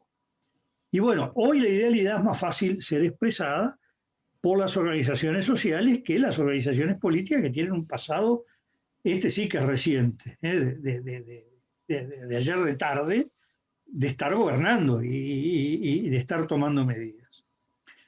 Lo que parece bastante claro cuando uno analiza estudios de opinión, que realmente lo que uno diría, la gente que es oposición dura a lo que está haciendo el gobierno y a su modelo, debe andar más o menos del 15% al 20% de la población. Es decir, cuando uno ve coherente, que en todo está expresando una clara oposición, ¿no? Alguna de ellas la tenía antes de que el gobierno asumiera, además, ¿no? Pero en general, si analizamos el 40% que votó a la izquierda, Sumo, Frente Amplio y Unidad Popular, uno diría que la mitad, por lo menos, para ser claro, tiene una posición mucho más tenue, light, donde manifiesta más matizadamente los apoyos duros de los apoyos más blandos al gobierno. Que por algo hay temas que sí, tiene una gran mayoría de la población desaprobando el gobierno, tema pobreza, tema ingreso a los hogares, tema manejo de los precios. La gente que general cuando habla de precios está hablando de los precios que hoy más concentran a la persona, que tiene que ver alimentación, gasto del hogar y por ahí, que otros que integran la canasta del IPC, pero que son para una época de otra normalidad, llamémosle así. Y ahí sí, por supuesto, es mayor, pero se ve que hay otras posturas que son más light respecto al gobierno, o de desaprobación un poco más tibia. Lo que está marcando que claramente no es lo que se condice con esos sectores más de una fuerte politización expresada a través de la acción en estructuras o organizaciones sociales. Y después lo otro, votos prestados, yo diría que es un término que a mí no me gusta, porque quiere decir que alguien es dueño de los votos, lo presta y después lo revuelve. Lo que hay es personas que en mayor o menor grado cambian la adhesión electoral. Y en el caso del Frente Amplio hay una cosa muy clara. El Frente Amplio no es que tiene una base hasta 1999, incorpora un sector electoral que luego lo pierde, como sí pasó con el Partido Nacional cuando en 1958 incorpora el ruralismo y lo pierde en el 66. Acá lo que se observa es pérdida de voto y adhesión al Frente Amplio de familia, digo, porque ahí puede ser según la generación, de la etapa fundacional del Frente, o de la etapa de la salida de la dictadura, que abandonan el Frente Amplio hasta el 2019, y algunos empezaron a abandonar en el 9, otros en el 14, pero no es que el Frente Amplio tuvo una adhesión en el 4, 9 y 14 y la pierde en el 19. El 48% que se repite de 2009 al 2014 tiene un componente importante de rotación de electorado, de nueva captación y nueva pérdida. Generalmente capta en los sectores más frágiles y pierde en los sectores medios, entre el 9 y el 14, por ejemplo. Pero lo que no es un tema que los que votaron al Frente Amplio casi a último momento, en la etapa final, en la etapa de triunfo, luego lo abandonan y estuvieron en préstamo 2, 3 periodos. No. Frente ha perdido de adhesiones tempranas y ha retenido de adhesiones tardías, ¿no? Entonces, el tema yo lo relaciono más, en esto puedo ser un poco obsesivo porque he visto que a nivel de analistas prácticamente soy de los pocos, por lo menos de analistas que se manejan una pretensión de independencia, los pocos que vive insistiendo en el tema, lo relaciono mucho con clases sociales y capas sociales, mezclado como una reconfiguración del tema clase social con lo geográfico, con lo territorial. No es lo mismo la reacción de determinada clase social en Montevideo o segmento metropolitano que el interior más puro. Pero yo más que en la antigüedad o proximidad de la captación electoral, lo veo más en la pertenencia a clases sociales y la afirmación o distanciamiento que se da dentro de esas clases o subclases. Ahí la clasificación es muy complicada, además depende qué base de clasificación tomemos. Yo tomo un poco las neo-weberianas germano-italianas que están en uso en los últimos 20, 25 años, y hay que ver esa configuración. Pero no es que el Frente perdió votos que vinieron de prestado, es otra cosa. No sé si, creo que no quedó de las 4 preguntas, creo que las he contestado todas. Bueno, antes de que Rafael conteste, yo voy a agregar una última pregunta que me había quedado un poco traspapelada, y es si el camino de la recolección de firmas y eventualmente la consulta popular es un camino acertado, adecuado, ¿no?, como respuesta a el pensamiento y la acción política neoliberal, conservadora, ¿no?, que hace hincapié en el peso de la autoridad, de los valores como la familia, la propiedad privada, en gran parte reflejados en la propia LUC, ¿no? Esa es una pregunta que dejamos para el final. Ahora, Rafael, tu turno para referirte a alguna de las preguntas. Sí, sobre la última no quisiera expedirme, pero fundamentalmente porque me parece que las organizaciones sociales, populares, se dan las estrategias que son capaces de construir en cada momento. Es decir, y no me corresponde a mí entrar en el análisis fino de los caminos que llevan a esa construcción. Es lo que se pudo. Evidentemente las dificultades para lograrlo están a la vista. Las dificultades para lograr articular una oposición más completa, yo creo que lo planteé en la charla pasada, donde coloca sus energías el conjunto de las fuerzas opositoras al gobierno y al modelo, bueno, lo mostrará la vida, ¿no? La verdad es que no tengo una opinión sobre eso. Sería un talenteo.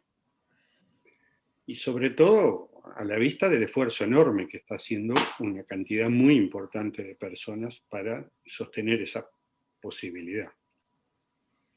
En cuanto a, bueno, los temas que Oscar no puede contestar, menos los puedo contestar yo, ¿no? Evidentemente. Y no me lo voy a proponer, especialmente los que tienen que ver con la opinión pública, pero me parece que de lo que él planteaba en esta última intervención hay algo que a mí me resulta interesante para traerlo, y es ese carácter, nadie es dueño de los votos, y me parece que está muy bien pensar la política como algo fluido, como algo sin propietarios, en todo sentido.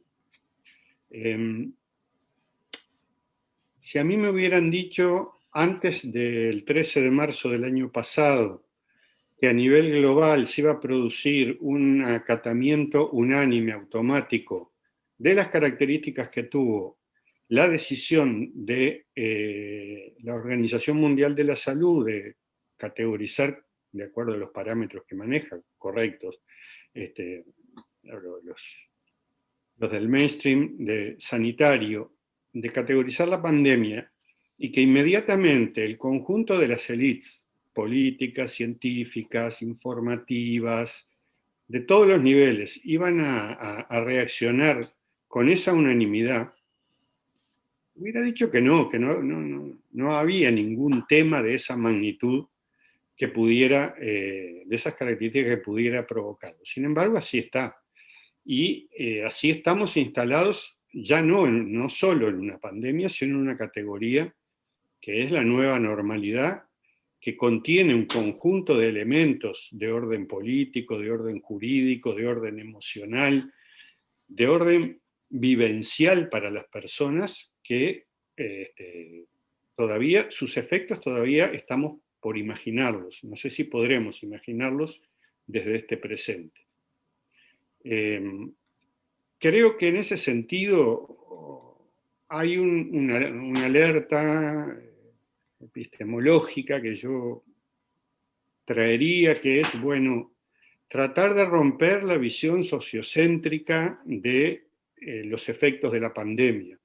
Es decir, una de las dificultades para pensar esto que estoy tratando de desarrollar, en lo que a mí respecta, es que no hay ningún ámbito político donde discutir en amplitud la pandemia. O sea, durante muchos meses hubo una subordinación optimista, como decía Óscar, por los resultados que se tenían en Uruguay, a la estrategia del gobierno, que más o menos parecía que esa estrategia iba dando una buena respuesta, cuando en realidad yo creo que no era esa estrategia lo que iba dando una buena respuesta, sino que le iba dando una estrategia flexible desplegada en una sociedad con determinadas características, que nada tiene que ver esa sociedad con el modelo económico y político y social que sustenta este gobierno. Pero esa fue de alguna manera el acumulado histórico, y no solo de los gobiernos del Frente Amplio, que permitió aquel primer desempeño. En la actualidad, para mí es absolutamente incierto lo que va a pasar en términos sanitarios, epidemiológicos, etcétera, etcétera. Uno mira el volumen de noticias que se reciben permanentemente de distintos lugares del mundo y es evidente que es un campo crecientemente incierto. Lo real es que, más allá de las que descarto las teorías conspirativas, no porque no crea que haya centros de poder con intereses que se están desplegando, los hay, por supuesto. Hay una ausencia absoluta de una valoración que dé cuenta de lo social y de lo ambiental y de lo económico como génesis de este tipo de fenómenos. Es decir, la emergencia de este tipo de eventos, de estos virus, se analiza en el mejor de los casos como una fatalidad. Y en realidad hay un conjunto de condiciones que empujan a este tipo de mutaciones y a su trasvase al campo humano. Sobre esto se habla poco en nuestros ambientes, en otros ambientes se habla mucho, también queda en la penumbra todo esto, y también recorriendo la literatura referida a la agresión del medio ambiente anterior al 13 de marzo de 2020, se pueden encontrar indicaciones. Entonces, ¿cómo puede una fuerza de orientación progresista, de izquierda, pararse con serenidad para enfrentar lo que considera que es una mala gestión político-sanitaria de la pandemia y al mismo tiempo no acumular al despliegue necropolítico en el cual esta pandemia ha calzado perfectamente en términos de comunicación de masas y de emocionalidad de masas? Es un desafío que yo no le pido que lo asuma nadie, simplemente digo que me parece que en esos términos está planteada la cosa.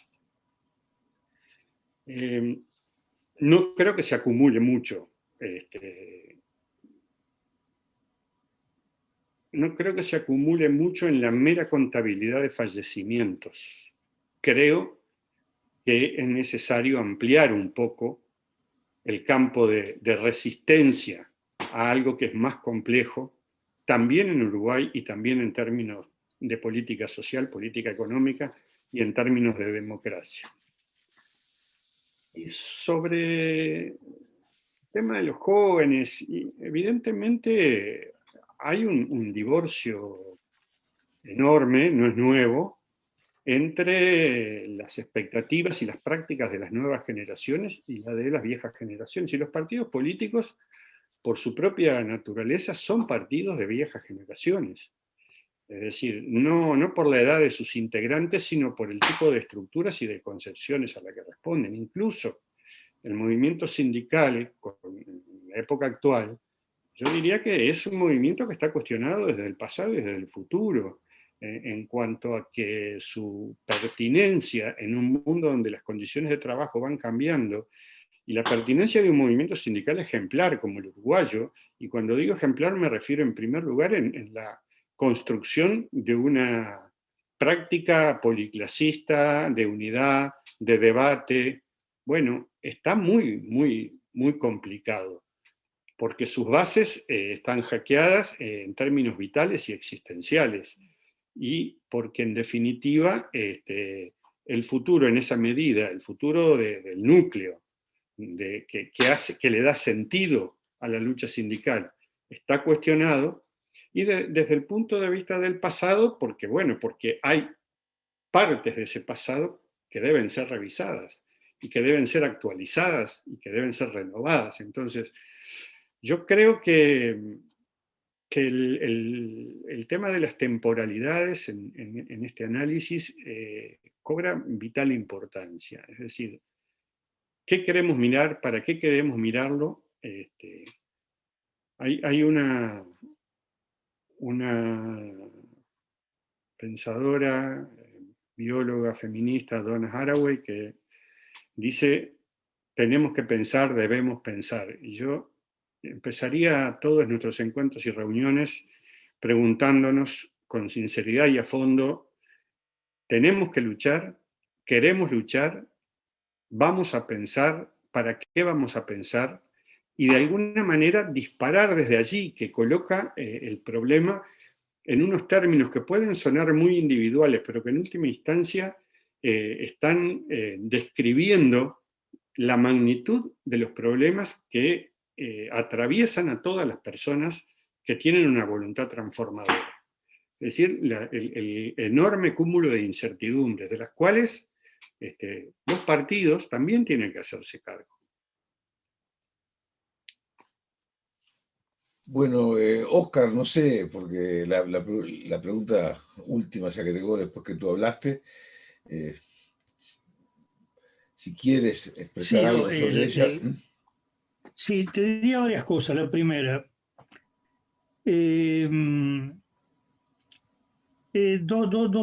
dos cosas que plantea Rafael que me resultan desafiantes,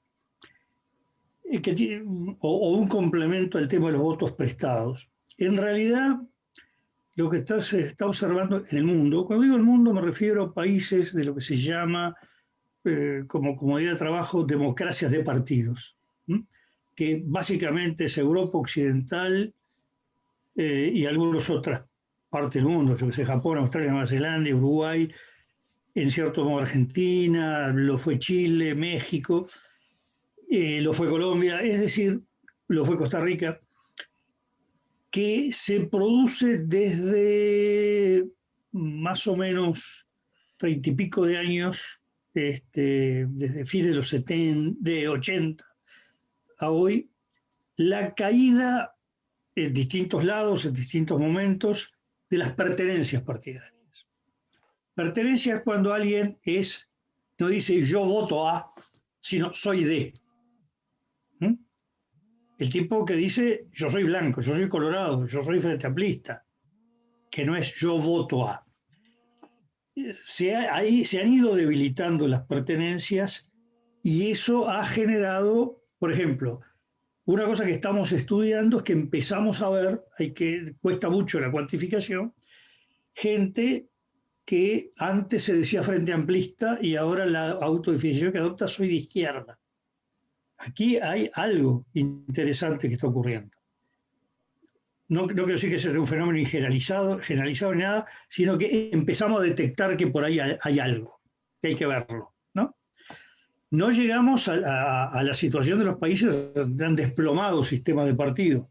Precisamente lo que dije me viene a cuento de un trabajo académico muy sólido italiano que se llama De la pertenencia a la scelta, de la pertenencia a la selección, que en medio de eso está la caída fenomenal de la Primera República Italiana y la imposibilidad de reconstruir con solidez un nuevo sistema de partido. Uruguay sigue siendo todavía el país o uno de los países con mayores pertenencias en el mundo, pero empieza a haber fisuras o debilidades, y eso es un tema que se relaciona poco con lo que planteaba Rafael. No le estoy atribuyendo a él nada de lo que yo digo como desafío que ha planteado. Lo segundo tiene que ver con la estructura que plantea Rafael, que es un tema interesantísimo. Claramente se está viendo que las estructuras clásicas de representación, donde entran los partidos, entran los sindicatos y entran las organizaciones estudiantiles, las organizaciones estudiantiles deben ser las estructuras clásicas de organizaciones estudiantiles las que más han caído en este mundo políticamente estructurado. Se vio en toda Europa, se ve acá, se ve en Argentina. más bien los movimientos estudiantiles, la movilización de estudiantes se está canalizando de otras formas que lo que se hacía hace 30 años. Y aquí es un campo donde hay mucho debate y debate teórico y no hay respuesta. Fue muy interesante ver el movimiento Cinque Stelle en Italia, que fue el primer partido 100% digital en el mundo, con plebiscitos digitales, conexión digital, y bueno, no ha resistido el llegar al gobierno y ya está en un proceso de fractura muy grande. Si va a ser el primer partido de Italia en 2018 con el 33% de los votos, no se ha destruido, está en el 16, 18% de la intención de voto, ha perdido más o menos la mitad de los parlamentarios, pero ya la experiencia digital, es decir, el pasar a ser, estoy tomando una sola cosa, que es la forma de la digitalización, como forma de participación amplia, abierta y con cierto grado de espontaneidad, no ha cuajado del todo. Y ya empieza a verse que el ala más oficial está empezando, bueno, se alquiló una sede a pocos pasos de la Cámara de Diputados, se va a poner una sede en cada una de las 20 capitales regionales. Bueno, 3 años más es un partido igual a los antiguos, a los analógicos, ¿no? Es decir, acá hay un tema que hay nuevas formas de participación que no se han encontrado, cómo canalizarlas en grandes números, cómo se transforman. Había el otro día en La Vanguardia un artículo muy interesante sobre partidos políticos y hablaba de los partidos analógicos, ¿no? Es decir, partidos que surgen de la cultura analógica. Ese es un gran desafío. Bueno, y la LUC, el tema es el siguiente. Para mí el éxito o el fracaso está medido en cuál es el objetivo que alguien se planteó. Sobre el objetivo cuantitativo de la LUC, estamos a 10 de junio, si me dan 30 días, les contesto. El 10 de julio le digo cómo fue. Y no me equivoco. El tema es, algunos se han planteado con la LUC, más bien del lado de algunos movimientos, organizaciones o grupos sociales, objetivos que uno definía cualitativos. Bueno, es probable que ahí algunos objetivos cualitativos los obtengan. Por ejemplo, lo que hablaba Rafael cuando decía la repolitización o reconcientización. Bueno, hay que ver, puede ser o no, eso es un tema para evaluar después. Ahora, el cuantitativo lo que ha demostrado que como jugada política global puede terminar en un gran éxito si el 10 de julio se llega a las 720.000 firmas, es decir, 690.000 números redondos, firmas limpias, sin duplicaciones, etcétera, se pega en el palo, lo cual no sería un fracaso, o queda con una distancia. Y bueno, el tema es que cuando se emprende un camino desafiante, que tiene un resultado que se mide en números y no se alcanza, se retrocede casilleros, ¿no? Es como cuando uno en el juego le dicen vuelvo al principio o retroceda 5 casilleros.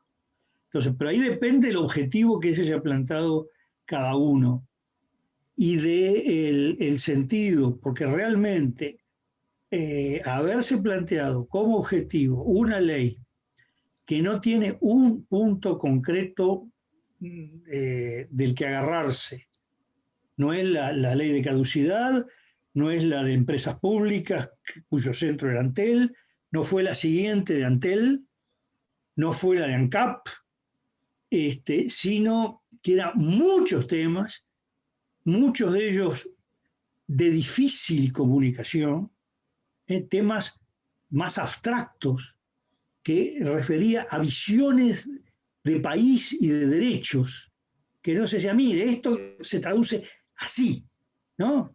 Se hace un dibujito y se entendió, sino que requiere toda una explicación. Otros eran muy entendibles para nichos específicos, caso el tema de la estructura de la organización de ANEP. Yo citaba el ejemplo de que puedo dar fe, de gente que va a recoger firmas. No, porque esto elimina la participación de docentes. ¿Cómo van a decir que elimina participación? Yo lo vi ayer en televisión al representante docente del CODICEN hablando. No, pero no era el CODICEN, era en el nivel más abajo, primaria, secundaria, UTU y formación docente. Bueno, si es una explicación que fuera del sector, que no es pequeño, por supuesto, pero que entiende de qué se está hablando, el nivel de explicación y qué importancia tiene, si es grave o no es grave o tanto da, es un esfuerzo muy grande. Entonces, uno de los problemas de la LUC era la dificultad de conseguir bueno, uno diría en términos propagandísticos un eslogan, es decir, un concepto, porque el tema no es la frase, es el concepto, que en sí mismo, urbi orbi, aglutinara, incluso a favor y en contra, como fueron sí los referéndums centrales que hubo desde 1989 a la fecha. Entonces, ahí me parece que hay uno de los problemas. No descarto que haya objetivos cualitativos que se cumplan de parte de ciertos sectores sociales que vieron esto como una forma de profundizar su mensaje o su participación o su penetración, ¿no? Bueno, muchas gracias, Óscar. Vamos a ir cerrando la actividad con el agradecimiento para todos los que la siguieron y un especial reconocimiento a Rafael y Óscar, que realmente hicieron aportes de mucha valía. Yo creo que la grabación que va a quedar en los canales de YouTube va a ser importante para poder rever esta instancia y para compartirla y participar de ella a quienes no pudieron estar hoy. Así que invitándolos a que nos sigan acompañando en las actividades de la Fundación, yo les digo muchas gracias y hasta una próxima.